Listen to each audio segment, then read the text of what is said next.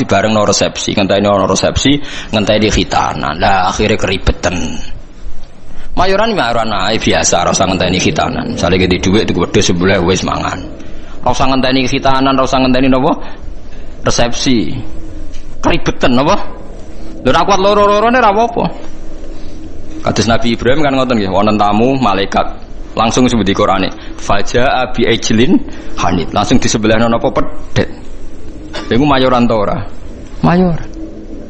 Dadi aja sampai dak bus solihin watake wong saleh iku kalah enak ambek watake wong dolim. Kok wong saleh di kecenderungan seneng wong napa? Ya aja terus nak terus mari mati. Selain ra kuat lho maksudnya karuan ra kuat tuh karuan sebab ora karuan.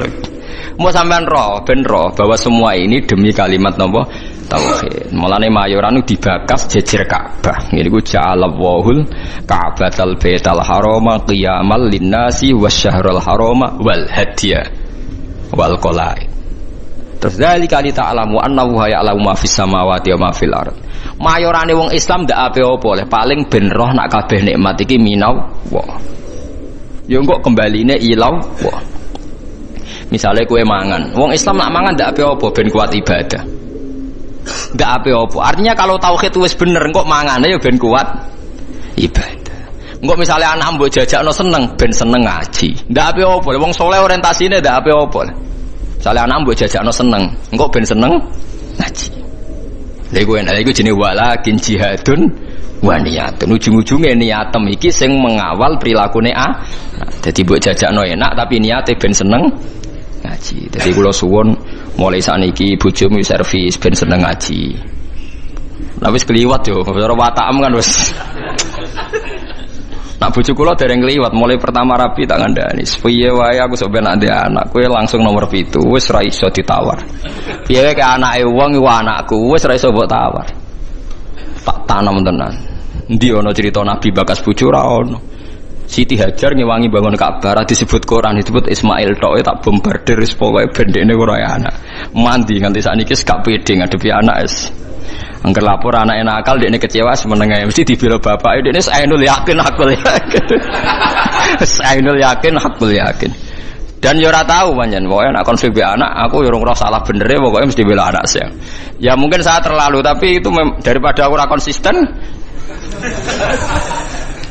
Artinya cara teori militer sekali saya trader pisan kan dekne pion gak mesti kan repot kan itu kan merugikan saya. Jadi aku ora sokoe tetep lah ada. Jadi aku tapi ojo tiru Fabri cerita mawon iki cerita betapa fanatik saya pada. Mergo kabeh nabi dengan apa fahab li milladunka waliyah yarisuni wa yarisu min ali Yaqub sing dijaluk tetep yuk turunan anak lanang. Rabbi habli milladunka dzurriatan thayyibah jaluke anak turun sing saleh. Jarang nabi bakas bojo. Lah saiki kiai-kiai udah senengane kepen di bojo sing nurut. Lali gak nyebut kepen anak nurut lah, bojone nurut anak nakal-nakal. Mergo klirune senengane kok orientasine kepen di bojo nurut nyenengno wong lanang. Mboten ate kula ndonga nurut tenan. Pengen di anak sing nurut. Ya misale di anak 5 nurut mek kowe. Sak omah 6 bojo sitok minoritas wedi ya nurut. Karena anak 5 nurut kowe bojo minoritas kan. Sak omah wong 6. Lah anak 11 nurut kowe kabeh tambah minoritas kan. Tapi lho kula seneng lho mbek bojo kula. Cuma itu tadi sudah saya didik supaya anak itu nomor 1. Mergo anak niki so ben sing ndongano. Mulane ning hadis ora nyebut bojomu. Illa min salasin sedaqatin jariyatin au ilmin yuntafa'u bi awaladin sholih. Ora usah mbok takokno. Kok bojo ora dilebokno Gus? Ora usah takokno pokoke. Kula nate ditakoki santri. Gus kena apa ning hadis ora bakas bojo? Bojo iku ora ana cara Quran, sing ana iku anak. Maksudnya piye Gus? Maksudnya kene goblok tak terangno. Maksudnya ngene lho, misale kula mati ti. Wis anak kula misalnya Hasan. Hasan kan ndongakno kula, berarti Hasan ndongakno wong tuane kan. Engko bojo kula mati, ya Hasan ndongakno ibuke kan. Paham nggih? Lho nggih artine bojo tetep entuk ora usah ngenteni bojo. Kula mati kan didongakno anak kan. Engko bojo kula mati. Didongakno anak kan. Artinya bojo ku entuk ya mergo pada akhirnya bojo iku ibu kan bagi anaknya kan. Ibu. Lah terus kowe kepengin misalnya ngene Rohin. Muga-muga ora kan tapi. Misale rohen mati, arep-arep didokari bojone. Lah nek dirabi wong. Lho kan akeh kan rondo dirabi wong kan akeh. Engko bojone sing lanang mati nek, rabi meneh. Terus iku bojone sapa? Nah anak ra iso selawase anake iku sirine kena Nabi ra nyebut bojo. Sing jamin nek ejek bojone sapa? Nah anak. Ya anake terus ila yaumil qiyamah kan. Sale ki mati, ruhen arep-arep didongakno bojomu. Wong iso urip bae bojone sing dirabi wong. Lah ya pegatan nak terus dirabi wong. Pemene wis apa? Artinya umpama Nabi ngendikan au zaujatin sholihatin tatulah. Ijek bojo ta ora kan? Paham ya? Lho kok berarti do takut istri kata jamaah kasih udah rahasia.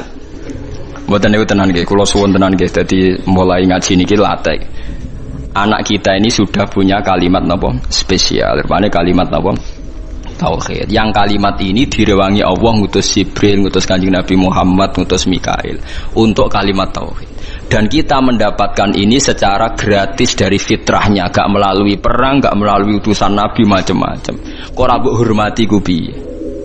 Lucune kita sering kecewa hal-hal sing hadzun nafsi. Misalnya anak bukan mijeti ra gelem terus kecewa. Wah, anak ra nurut wong tua. Oh, dasar anak nakal ngene-ngene. Iso ae cara pangeran, oh wong tua goblok, barang ra penting sih dianggap penting. Lah pangeran ngendikane ngono piye?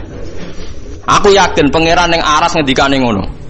Oh, dasar orang tua bento, barang ra penting sih dianggap penting. Ayo nak pangeran takokane ngono piye? Dan mungkin kan? Karena Allah ngekek hak cacilik dolanan karwan rufi alqalamu an salasin. Wong telu ora kena dihisab. Cacilik nganti balik ayo jelas dijamin hukumnya pangeran. Ora kena disalahno. Pangeran sing pangerane ra iso nyalahno perkarane dijamin. Cacilik ra salat pangeran nyalahno ta ora? Mboten kan? Cacilik udo pangeran nyalahno ta ora? Mboten kan? Kowe trimo bapake. Aku yakin wong tak omongi ngono dugu ya. Aku yakin pangeran ning aras ngendikane kowe wong tua goblok. Barang ra penting jadi dianggap apa? Penting. Sore Gus ra gelem wadus bocah kok cara pangeran ora penting. Akhirnya mulai rubah. Bareng rubah sing anakku teperanakal anak jiran bedok kaya ora ngono. Pokoke iki ajaran iki tanamno. Tapi mulai do mikir ya, mulai populer aja Leruan mulai populer. Tapi kalau tidak tahu apa orang-orang itu ngenyek saya apa setuju tidak tahu. Tapi mulai jadi guyon. Jogeman nyentak anak, cara Gus Bakmal. Mari kualat. Tapi wong tua aja nyentak anak, mari apa? Kualat. Jadi Gus Bakmal maksudnya apa ngenyek apa setuju raro. Tapi mulai mikir, yang jelas apa kita mulai dipikir. Tapi insya Allah sesuai sudah setuju. Insya Allah lama-lama ngerti bombardir terus ditutur-tutur. Sesuai apa? Setuju. Nak kula setuju dini, pun setuju dini. Ke sarah kula nggih hadise gini kok anak saleh sing ndongakno para nabi ngene apa wa ja'alaha kalimatam baqiyatan apa fi aqibi. Mulane Nabi Isa iku ora iso afdal kaya Nabi Muhammad. Mergo boten gadah zuriyah, mergo boten gadah napa? Zuriyah. Jadi termasuk beja-bejane tiyang niku sing gadah napa? Zuriyah. Nah soal sampean mikir engko nang duriyae nakal-nakal ngene. Wis ta. Selagi nejo ana kalimat tauhid ki aja bakas nakal temen-temen. Semoga-moga disepuro pangeran. Piye wae wong sing lafal tauhid duwe alasan disepuro pangeran. Senajan tahu salah. Nah kalau enggak percaya baca di kitab Tobaqatul Auliya yang dikarang Imam Sya'roni. Beliau kalau nafsirkan ayat ini begini yang sering sampean pakai tahlil. Fa'lam annahu la ilaha illallah wastaghfir li dzambika walil mu'minina wal mu'minat. Niku dawuh Hasan As-Sadili nak nafsiri ngeten. Fa'lam annahu la ilaha illallah wastaghfir bidzalikal kalimat. Setelah kamu tahu la ilaha illallah, mintalah ampun karena kalimat itu. Karena siapapun yang lafadzkan kalimat itu, mbok dosa kaya apa mungkin disepuro. Karena berarti dekne gak musyrik. Beda ambek wong dosa gak duwe kalimat iku, neraka selawase lawas. Mergo innallaha la yaghfiru ayyushraka bi wa yaghfiru ma duna dzalik. Saya itu sampai nangis maca kitab ini. Jadi kalau pahalane nggih oleh Hasan Sane. Fa'lam annahu la ilaha illallah wastaghfir li dzambika bitil kalimah.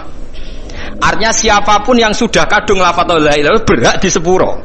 Buktine apa sing ra nglafadzno iku ora iso disepuro kan karena dianggap syirik. Artinya kalimat iku wis degja ya wis napa?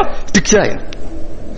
Artinya anak-anak selagine di tauhid kok salah-salah lah mungkin disepuro mergo barokah kalimat tauhid. Mergo sing ra iso disepuro sing duwe dosa syirik. Artinya sing lafal la ilaha illallah ora napa? Syirik. Mulane dari Hasan Sadali wastaghfir dzambika bitil kalimat.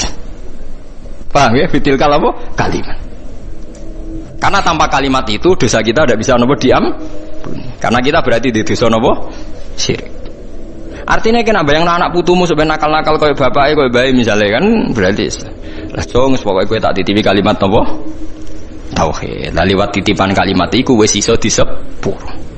Mulane fata amal dari jari Hasan Sadali maka harus kamu angen-angen ini karena sak paket kan fa'lam annahu la ilaha illallah wastaghfir li dzambik bitil kalimat.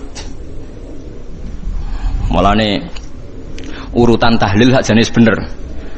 Sebuti urutan tahlil biasanya ngawiti tahlil fa'lam annahu la ilaha illallah. Boten segolek di sepuro bareng no. Niku sing pokoke intine niku biniyati taqarrub. Mari tahlil beda-beda kula nu tahlil Pasuruan yo ora paham. Tahlil Yogyakarta ora paham, nek Rempang ora paham. Tiap kiai kok tahlile beda-beda pembedarane alim apa piye yo ora roh. Lah kaya la ilaha illallah kalimatu haqqin 'alaiha nahya wa 'alaiha namut. Nak teng daerah kula wabiha. Nak teng mriki wa 'alaiha. Nak teng Pati wabiha. Teng Rembang wabiha. Wonten kiai sing genane wabiha wa 'alaiha. Pas ana sing biha. Alaiha. Nak logikane nggih biha, tapi teng mriki 'alaiha ya. Sebagai kalimatu haqqin 'alaiha nahya wa 'alaiha namut wa 'alaiha nupas. Nah teng mriki wonten sing wabiha nupas. Nah kula mimpin dalil ke wabiha genate wa 'alaiha genate. Wa 'alaiha wabiha genate lah. Iya. Jangan seneng tak mimpin dalil ora krana kula napa-napa, seneng cepete. Mun nggih mboten usah maca kata-kata penting ikhlas warga mun mantep bae kula. Mun maca ping 7 mawon itu bar wah tetes cepet. Wah, semua wong awam repot. Dilatih cepet, seneng cepet. Engko ya akhire ra eling pangeran. Dilatih suwi gremeng ya akhire ra eling pangeran angel. Ngate wong awam wis kadung angel. Lah iya nak dilatih suwi kok gremeng, akhire gremengi kalimat tauhid yo elek. Dilatih cepet ora seneng kalimat tauhid, seneng cepete. Lah yo elek meneh kan. Oh, dasar wong iso bener. Wes. Likulli ummatin niku tetep kete saben-saben umat jalna gawe sapa ingsun mansakan enggo ibadah bi fathis sin wa kasriha mansikan syariatan tegese syariat hum kang utawa wong akeh nasiku wong sing nglakoni ning syariat utawa ing mansak amiluna tegese nglakoni kabeh bihi bil mansak kabeh umat itu tak gawe tatanan sing beda sing dadi aturane fala yunaziuna kamu kodho geman tentang sapa ngakeh ka ing sira yuradu den karsana bi iklan dawuh la yunazi unaka apa dawuh la tunazihum tegese aja nentang sira Muhammad hum ing kula ummah fil amri ing dalam urusan apa wae nak teng mriki amri dabi hadis tegese urusan sesembelian isqalu nalikane ngucap sapa ngakeh ma qatallah mau te perkara kota kang mateni sapa Allah iku ahakul we berhak antak kulu ento mangan sira kabeh ing ma qatallah mimma dibanding perkara kotal kang mateni sira kabeh oleh kurang ajar dadi wong kafir ya cerdas-cerdas. Mat, nak wedhus mati sing mateni sapa mat? Allah. Nah ana wedhus mati langsung lho, sing mateni sapa mat? Allah. Agamamu aneh mat, sing dipateni Allah langsung haram, sing dipateni lewat tangan manusa halal. Kudune sing mati langsung ku sing halal mergo sentuhan Tuhan langsung ngono. Ora kacer ta. Sing lah ya umpama logikane manusa iku kamu toleransi, logika itu kan masuk akal juga kan? Mergo sing dipateni Allah langsung kok haram, sing dipateni manusa halal. Iku aneh cara wong kafir napa? Aneh. Wis kacau. Mulane jare Kanjeng Nabi, jare pangeran ngendikane pangeran aja urusi mat cangkeme wong kafir. Perkara iki wis kadang wong kafir nak ngomong nggih masuk akal. Mulane iku digatekno cangkeme wong-wong iku. Watulan aja-aja sira ila rabbika maring pangeran sira ila dinihi tegese maring agamane Allah. Innaka satamne sira iku ala hudan ing atase petunjuk dine tegese agama mustaqimin kan jejeg. Wa in jadalu lamun maidu sapa wong akeh ka ing sira fi amridin ing dalem urusan agama fakul mongko ngucap sira Allahu ta'ala wa alamu dat sing luwih pirsa ta sing pirsa bima kan apa wae tak maluna kang lakoni sira kabeh fa yujazikum mongko males sapa kum sira kabeh alaihi ngatasi mata malun wa hadza utawi iki ku qoblal amri sedurunge den perintah bil kita lan perang Allahu ta'ala yahkumu nguputungi sapa Allah benakum Allah sing gawe keputusan benakum ayyuhal mukminun wal kafirun yaumal kiamat ing dalam dina kiamat fima ing dalam perkara kuntum kang ana sira kabeh fi ing dalam ayu tahtalifuna sira kabeh bi ayakula gambare araf yento tahtalifuna kang sulaya sira kabeh bi ayakula manane ikhtilafu bi ayakula gambare araf yento ngucap sapa kulun saben-saben suci minal fariqa ini sanging kelompok loro khilafa qaulil akhar kelawan bedane pengucapan sing liya. Pokoke wong khilaf ku sing penting asal beda. Alam tak alam ana ora ngerti sira al-istifham fil takrir kono temono hukum. Annahu ing satmana wa ta'ala ya alam pirsa sapa Allah. Mak ing apa wae fis sama ing dalem langit wal ardi lan bumi. Inna dzalika sak temene mengkon-mengkono kabeh. Kena apa Allah kok pirsa apa sing langit bumi mergo sedurunge digawe wis ditulis ning Allah napa mahfud. Inna dzalika sak temene mengkon-mengkono kabeh madzikira fi kitabin. Mate kese perkara zikira kang den sebut apa mayu fi kitab ing dalam kitab wa te kitab Allahul Mahfud Allah iku catetan al mahfudu kang den jaga iku niku Allah Mahfud catetan riyen ora ning kertas teng Allah jarake iku nang manani sabak inna dalika sak temene mungkon-mungkon kabeh ilma ma tegese ilmune perkara zikira kang den sebut apa ma ala wa ing atas wa yasirun gampang esahlun tegese gampang wa assalamualaikum warahmatullahi wabarakatuh. Jadi kalau Harun Rasid pas ngaji sebagai santri, tapi kalau Imam Malik ngurus KTP ya sebagai rakyat, ya antri, ya beliau yang datang. Jadi itu sudah ada percontohan hubungan yang sangat elegan, yang sangat saling menghormati antara seorang Umaro, yaitu zaman itu Harun Ar-Rasyid dengan Imam Malik. Padahal kitab Muwatta itu kitab yang sangat luar biasa. Akhirnya suatu saat anak-anaknya Harun Rasyid itu disuruh ngaji. Niku penggaweannya niku pekerjaannya itu suruh bawa kendinya Imam Malik kalau mau wudu. Pernah suatu saat Imam Malik wudu yang mengucurkan air itu putranya Harun Ar-Rasyid. Hanya dikucurkan ketika basuh wajah dan tangan. Pas Harun Rasyid lewat dinasihati juga. Halla ghusal taqaddamaihi. Harusnya kamu tidak hanya mengucurkan untuk wajahnya, juga untuk kakinya. Padahal itu anak seorang presiden. Jadi betapa dulu itu harkat dan martabat ilmu itu sangat dihormati. Nah, kenapa demikian? Karena ilmu ini yang membentuk sebuah bangsa. Jadi kalau kita berpikir jernih, oke, kita ada BNN ya, polisi yang nangani narkoba. Terus ada beberapa jabatan atau institusi negara yang bisa mengawal kecurangan. Misalnya ada KPK, ada BPK dan sebagainya. Tapi tanpa masyarakat dibentuk kiai dan dibentuk norma-norma agama, itu capek. Mayoritas orang tidak mencuri, itu ya barokahnya dididik. Kalau mencuri itu dosa, kalau nanti masuk neraka. Sebelum ada KPK dan BPK, itu orang tidak nyuri ya sudah banyak. Karena memang tidak nyurinya itu faktor agama, bukan karena takut KPK. Artinya tanpa agama, tanpa nilai-nilai norma, itu nggak bisa kebayang Indonesia. Karena orang nanti gak maksiatnya atau gak salahnya itu takut aparat, bukan takut Tuhan. Makanya kalau guyonan anekdot khas itu, ada orang melanggar rambu-rambu, ketangkep polisi. Kamu gak tahu kalau ini larangan? Ya tahu Pak. Kenapa tetap melanggar? Karena gak tahu Bapak di sini. Itu menunjuk polisinya. Itu khas Indonesia. Jadi kalau gak melanggar itu karena takut aparat, bukan karena kesadaran hukum. Tapi kalau urusan rambu-rambu itu seperti itu. Tapi kalau urusan orang tidak zina, tidak maling, tidak korupsi, itu hampir mayoritas orang Indonesia itu karena takut azab Allah atau takut dosa. Sehingga di desa terbelakang yang enggak terjangkau polisi atau di daerah-daerah yang sangat terpencil, itu perilaku leluhur, yaitu tidak nyuri, tidak zina, tidak apa, itu ya tetap jalan. Karena mereka memang dididik oleh agama. Sehingga keinginan kita terbesar adalah bahwa sesuai konsep Imam Ghazali, al-ulama wal umara tau'amani. Jadi ada sinergi lah antara ulama dan umara. Dulu biasa raja-raja itu ngaji sama ulama. Tapi ulama juga biasa antri di kerajaan untuk ngurus administrasi negara. Jadi beliau-beliau ya bisa sebagai rakyat, tapi juga sekaligus sebagai guru. Karena beliau-beliau ini orang-orang yang bisa menanggalkan egonya. Lalu kenapa kerajaan dulu itu begitu kuat? Ada contoh paling populer dalam mengelola negara, yaitu Umar bin Khattab. Itu Sayyidina Umar bin Khattab, itu bajunya, jubahnya itu ada 12 jahitan, saking jeleknya. Jadi saking jeleknya itu 12 jahitan. Ada pernah seorang kiai yang cerita, ketika Baitul Maqdis itu ditaklukkan oleh pasukan Umar, itu beliau harus naik unta dari Madinah sampai Yerusalem. Karena kerajaan yang ditaklukkan itu membayangkan Umar itu seorang presiden, seorang khalifah, pasti wah.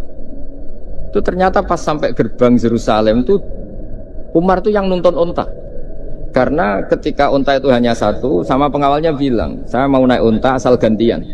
Ya 2 kilo Umar naik, 2 kilo ajudannya yang naik. Sampai Pak. Lepas mau pintu gerbang itu pas giliran Umar yang nuntun. Kata ajudannya, kali ini jenengan yang naik saja. Enggak, saya enggak mau bohong.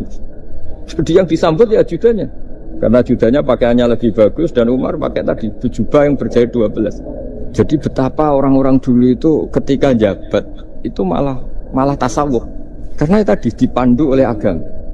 Setelah itu ada beberapa sahabat yang usul, ada pesta gitu karena ini hari kemenangan. Kata Sayyidina Umar, Inna Allaha ta'ala ayyara qauman faqala adhabtum thayyibatikum fi hayatikumud dunya wastamta'tum biha. Di antara kritik Allah kepada orang-orang yang enggak benar adalah jatah kenikmatan kamu sudah kamu habiskan di dunia, maka di akhirat sudah tidak ada jatah. Maka kata Umar, astabqi thayyibati, jatah-jatah kenikmatan saya biarkan utuh, maka tidak saya nikmati sekarang. Nah makanya ini saya sekaligus minta sama BUMN, pokoknya gak usah lah ngundang saya, ribet. Selain ribet ya soalnya ngaji saja. Saya ini jadi kiai itu ya bingung, ya sering dihormati orang, dicucuk, kadang disangoni. Kalau kadang ya mikir, nak jatah kuntek terus piye. Makanya saya tuh ya sering ngebis, ya biasa saja hidup saya. Karena saya tidak ingin jatah saya ini habis. Tapi kadang-kadang orang itu ingin berlebihan menghormati kiai. Saya berkali-kali bilang, ketika ada orang menghormati saya itu yang repot saya, yang menghormati benar karena menghormati kiai. Tapi kiainya yang masalah kan. Kalau tidak bisa ngelola hatinya jadi tamak, jadi. Makanya ini kan ya sudah saya tetap sebagai kiai ngajarkan ikhlas. Makanya guyonan di kitab-kitab dulu. Kalau ada orang cantik sowan kiai itu kata kiainya, saya yang bingung. Kamu melihat saya ibadah, saya melihat kamu masalah. jadi tapi kalau kiainya agak soleh ya enak, sama-sama seneng kan. Masalahnya kita ini soleh, paling enggak berusaha soleh. Ya jadi kalau Pak Aryo sowan sini itu dia benar, sudah sopan lah sama kiai, beliau pejabat sopan. Saya yang masalah kan. Misalnya saya ke Jakarta terus ingat Pak Aryo ingin difasilitasi, saya kan jadi repot. Makanya kemungkinannya kecil, kalau saya ke Jakarta tak hubungin itu kecil dan tidak perlu tersinggung. Saya selama ini ya sering ke Jakarta ya biasa. Saya hampir per 3 bulan atau 4 bulan datang ke pondoknya Pak Kures. Ya jarang hubungi pejabat. Ya sudah kalau mau ngaji ngaji. Nah kenapa saya menekankan ikhlas? Karena ini kan acara khataman. Di antara pokok dari ajaran Quran adalah wa ma umiru illa liya'budullaha mukhlishina lahuddin. Jadi kalau sudah berani beragama ya kita harus ikhlas. Dan saya berkali-kali bilang ikhlas itu mudah, harus dilatih. Saya berkali-kali memberi analogi itu gampang sekali. Lama sekali kita bilang kalau yang putih itu putih. Lama sekali kita bilang yang hitam itu hitam. Itu tidak ada yang gaji. Kenapa kita mengatakan tembok ini putih? Karena memang putih. Kenapa orang mengatakan peci itu hitam? Ya karena memang hitam, itu tidak ada yang gaji. Dan semuanya ngomong seperti itu. Tapi pas Anda ngomong Allah itu Tuhan, minta masuk surga. Pas hubungan dengan Tuhan itu selalu tidak ikhlas. Padahal kita biasa ngomong hakikat ini ikhlas. Kita ngomong tembok ini putih ikhlas, ngomong peci hitam itu. Pas ngomong kalau Allah itu Tuhan, minta surga. Padahal bedanya apa? Hanya sama-sama ngomong, mengatakan sesuatu yang nyata. Sehingga saya berkali-kali bilang, dan ini akan saya kampanyakan sampai saya mati. Di antara gejolokan Allah sama orang soleh. Jadi orang soleh itu nanti juga digojlok sama Allah.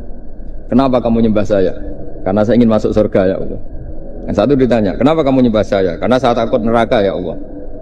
Berarti kalau saya tidak bikin surga, tidak bikin neraka, kamu tidak nyembah saya. Ya udah gitu Gusti tempat nyembah jenengan. Tapi kadung keliwat alasannya itu. Makanya saya itu tidak pernah bilang ke anak saya gini, kamu harus syukur karena bapak dapat pekerjaan. Tidak pernah saya. Kamu harus syukur bapak punya uang. Tidak pernah. Nanti syukurnya nunggu bapak punya uang. Kalau nggak punya uang nggak bapak ribet.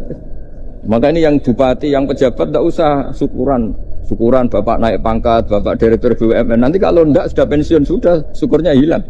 Nah, karena ini kan ngaji sama kiai ya, saya ajarkan khas kiai. Saya sampai sekarang ya tidak nikmati kebesaran nama saya atau apa, karena tadi memang harus dilatih. Kalau kita bisa mengatakan putih itu ikhlas, tanpa tekanan, tanpa imbalan. Kenapa pas mengatakan Allah Tuhan harus minta surga?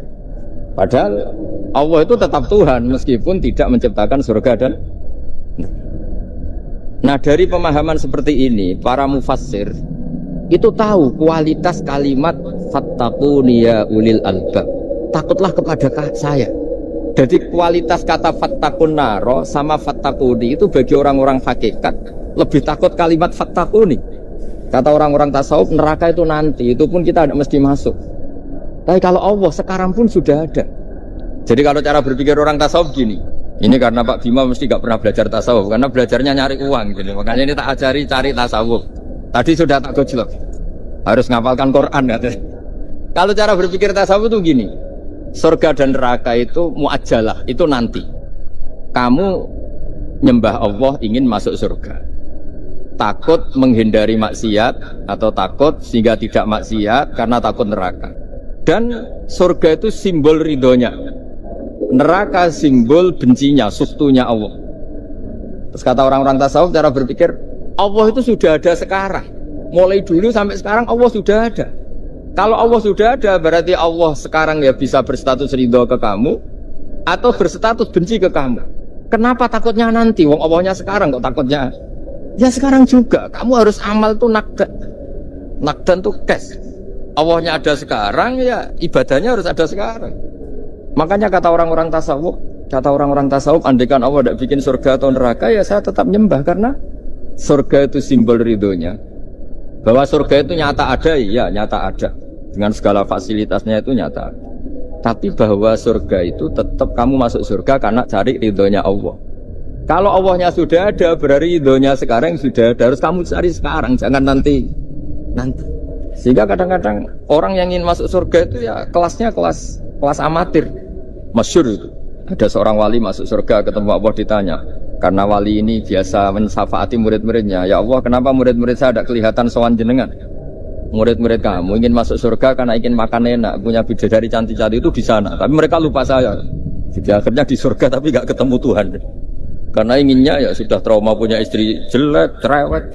Banyak loh orang yang masuk surga itu yang agak kacau. Enak sudah surga, nanti di sana nggak usah sholat, nggak usah puasa. Jadi sholat yang sekarang nggak ada problem. Jadi banyak itu orang-orang Islam yang Islamnya mungkin imannya amatiran. Wah enak masuk surga, nggak ada subuh lagi, nggak ada puasa, bebas. Itu kan kurang ajar betul. Jadi ibadah itu dianggap problem. Bandingkan di cerita dunia wali itu ada wali bertanya gini, ya Allah apa di surga itu ada sholat? Ditanya sama Allah, kenapa kamu tanya gitu? Kalau tidak ada sholat mendingan saya tidak di surga. Dia tidak bisa membayangkan ada kenikmatan di atas sholat. Nah kalau jangan kan nggak bisa membayangkan kalau di surga masih disuruh sholat. Sampai sekarang aja kita tahu berhentinya sholat itu kapan. Kalau sampean tanya gitu, kalau ingin berhenti sholat nggak wajib, majnun.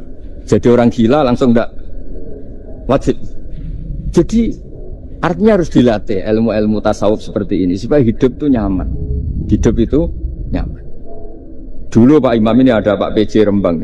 Itu dulu ada seorang raja didatangi ulama. Gimana cara saya tidak nikmati jadi seorang raja? Ulama itu nasihatinya gampang.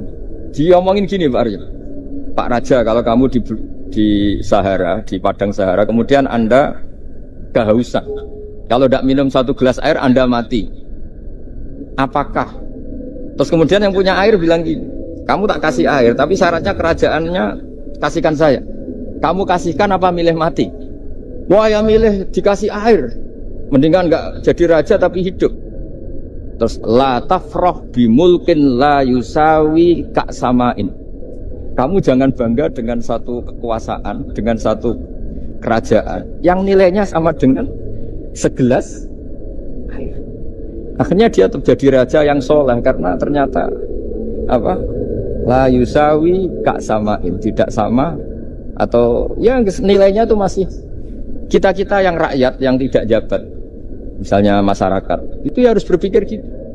Orang tidak jadi bupati tetap hidup, tidak jadi pegawai BUMN tetap hidup. Tapi kalau nggak minum air itu mati. Dan rata-rata rakyat itu bisa minum air. Artinya apa? Kita dan mereka itu sama-sama punya nikmat yang pokok, yaitu sadur rumki, nikmat yang bisa mempertahankan kehidupan. Jadi nikmat selain itu tidak pokok. Sehingga orang itu bisa jadi wali. Jadi ini resep jadi wali. Jadi wali itu tidak harus tirakat dalail terus gak pernah makan nasi itu enggak, itu keberatan. Jelas sebagai ibu nggak mau itu, mesti nggak mau itu, mesti tidak mau. Ya agak mau ya agak bakat, jadi sudah pasti tidak mau. Ini saya tahu banyak tentang beliau. Pak Aryo itu bin Slamet dulu, abahnya itu ditobatkan Gusmi, dimengertikan agama oleh Gusmi. Karena beliau ingin tetap mencintai Kiai, korbannya saya karena Gusmi meninggal, terus mahabbahnya diarahkan ke saya. Tapi saya berdoa supaya diarahkan ke banyak kiai lah, supaya saya tidak jadi objek sasaran. Nanti juga repot ini. Saya itu sering disewani orang dari Kalimantan, Sulawesi, saya ingin idolakan jenengan, saya ingin dekat dengan jangan. Ya sudah lah, pakai kiai lokal di sana aja. Jadi sampai tidak ganggu saya, terus kiai lokal di sana juga tidak mahjub oleh saya. Kata. Saya teruskan. Jadi dulu para raja itu dilatih oleh ulama, termasuk dilatih begitu. Kamu punya kamar 1000, kalau tidur per 5 menit ganti kamar. Karena eman sudah dibikin kok nggak dipakai. Nggak juga, punya kamar 1000 yang dipakai hanya satu. Ngapain punya 1000 yang dipakai hanya punya baju satu lemari, yang dipakai hanya satu. Apa mentang-mentang bajunya 5 terus pakai rangkepan sampai 5. Punya mobil 5 yang dipakai ya. Jadi orang dulu itu dilatih sebegitu. Sehingga dulu itu tidak ada raja kecuali punya penasehat. Zaman belum Islam ada resi, kalau setelah Islam ada ulama. Sehingga mereka bisa menertawakan kerajaan. Maksudnya dianggap biasa. Ada seorang raja ditanya ulama, khas seorang raja itu apa? Merintah, tidak bisa diperintah. Terus si ulama ini tiap pagi itu datang ke atas gunung, cari tempat paling tinggi terus mutola'ah kitab. Setelah mutola'ah kitab ya wasik ya. Kayak saya kalau belajar ya asik. Ngalang-ngalain jagungan sama pegawai BUMN kalau saya sudah belajar. Terus dia bilang, enaknya apa jadi raja? Saya di sini nggak ada yang memerintahkan saya. Berarti saya dengan raja sama. Dan kelebihan saya juga tidak ada yang ganggu. Kalau raja masih banyak yang ganggu. Artinya bisa mengolah. Kalau sekarang enggak. Banyak kiai yang melihat pejabat itu kayak gimana? Wong kok mulyane ngono. Buka pintu aja enggak pernah. Mulyane kayak gitu. Yang jenis ini dia rugi, sudah iri, enggak punya kenikmatan sendiri. Ulama dulu itu bisa mengelola kenikmatannya sendiri dengan cara seperti itu. Makanya masyhur Sayyidina Ali itu kalau malam itu diantara sebab beliau tambah dekat sama Allah. Itu diantara wiridannya itu bukan kayak wiridan kita itu enggak. Wiridannya begini. Ya Allah, kafani izzan an takuna li rabban wa kafani fakhran an akuna laka abdan. Saya sebagai manusia ini sudah sempurna, punya Tuhan engkau. Tuhan yang maha dahsyat, maha top. Kayak apa nyesalnya saya kalau punya Tuhan yang hanya sebuah batu, hanya pahatan batu. Atau Tuhan yang mati, atau Tuhan yang kelaparan. Wa kafani fakhran an akuna laka abdan. Dan saya ini bangga karena jadi hambamu. Jadi orang dulu itu nyembah Allah itu tidak harus dengan kalimat subhanallah akbar, tapi punya kesimpulan yang menjadikan mereka ini nyaman dengan Allah.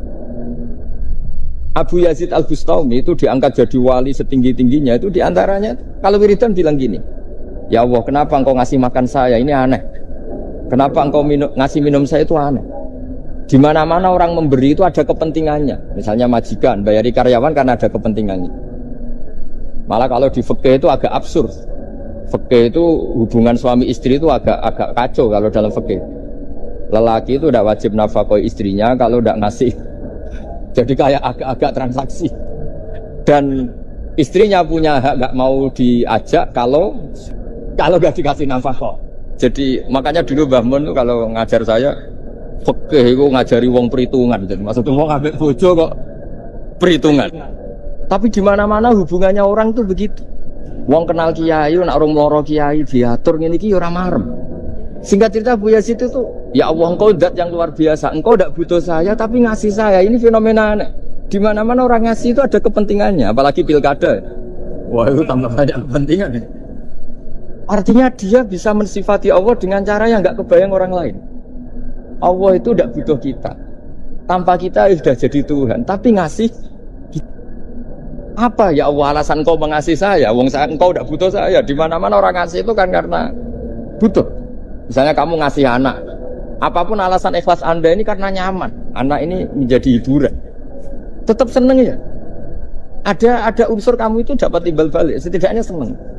Atau ngasih rival politik kamu, setidaknya ya karena safety lah kata tadi Pak Ari. Bergak berontak teman-teman. Pokoknya ada kepentingan. Tapi Allah ini zat yang nggak punya kepentingan, kemudian tetap ngasih. Dari situ terus dia punya cara mencintai Allah. Jadi wali-wali dulu itu punya cara untuk mencintai Allah. Dengan cara seperti itu.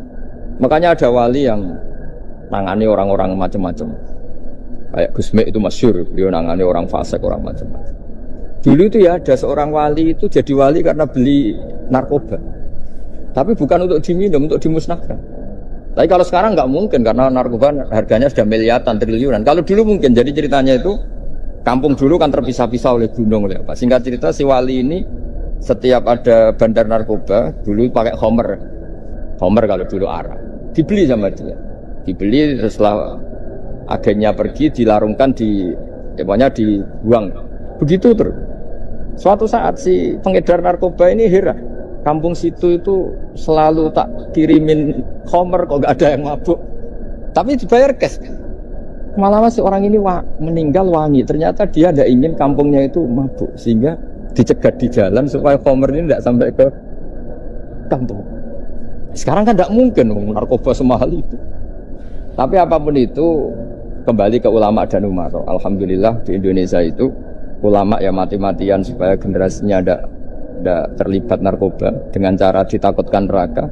Umarok juga melakukan itu dengan cara ditakutkan penjara. Ini yang kita sama-sama ulama wal umarok apa? Tahu aman. Kita kerjasama dengan kapasitas masing-masing. Jadi penting sekali ngaji seperti ini supaya kita tahu bahwa khazanah-khazanah kita tentang dekat sama Allah itu macam-macam.